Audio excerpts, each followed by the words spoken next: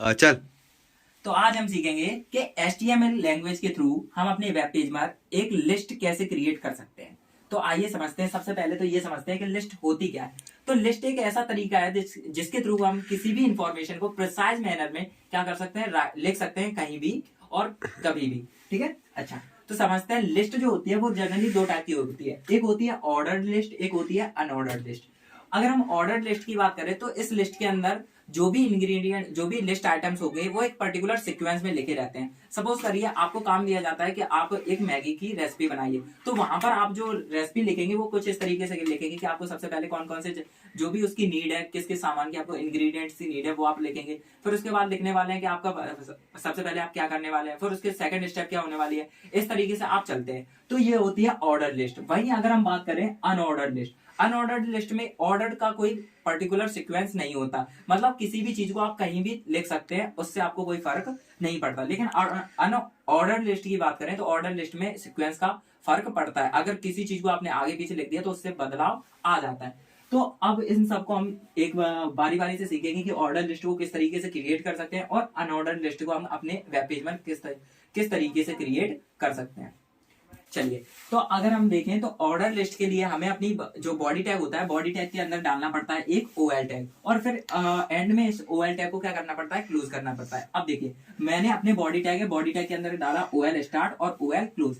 अब इसके जो भी लिस्ट आइटम होंगे उनको पर्टिकुलर तरीके से लिखने के लिए मुझे क्या करना पड़ेगा, अपने लिए वो एल टैग का यूज करना पड़ेगा। और एल टैग यहाँ पर एक एम्प्टी एलिमेंट है, इसे हमें क्लोज करने की जरूरत नहीं पड़ती। सपोज करिए मैं एक लिस्ट क्रिएट करता हूँ, सपोज करिए मैं इसको मिटाता हूं अभी, फिर इसके बाद एक लिस्ट क्रिएट करता हूं आपके लिए।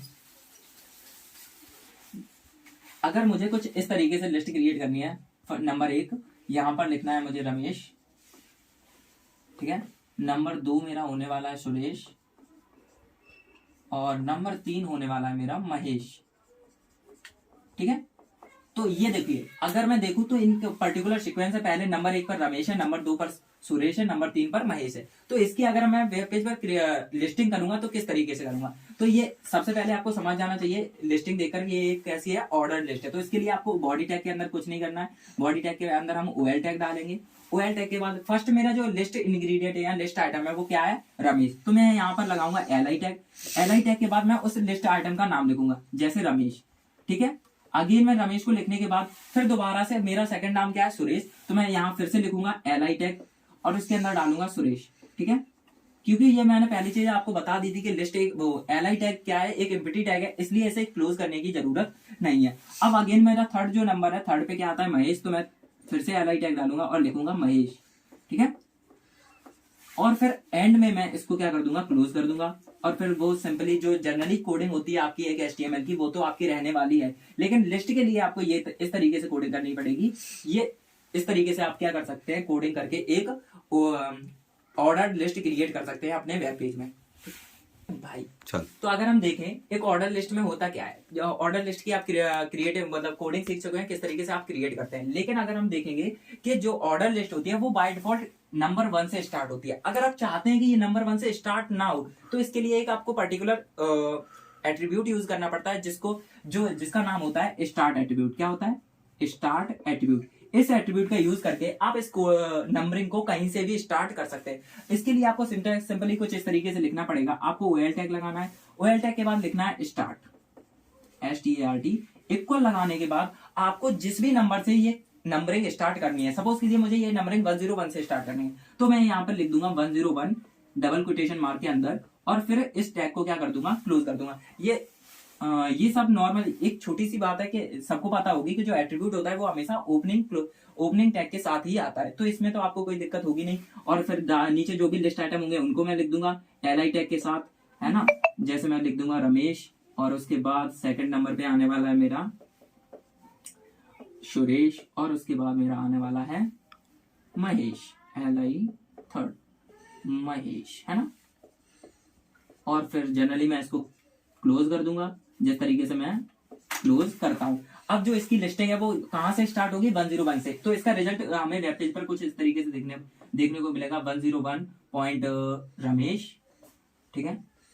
फिर उसके बाद हमें 102 पे दिखेगा क्या, सुरेश, और 103 पर हमें जाके दिखेगा महेश। समझ में आया?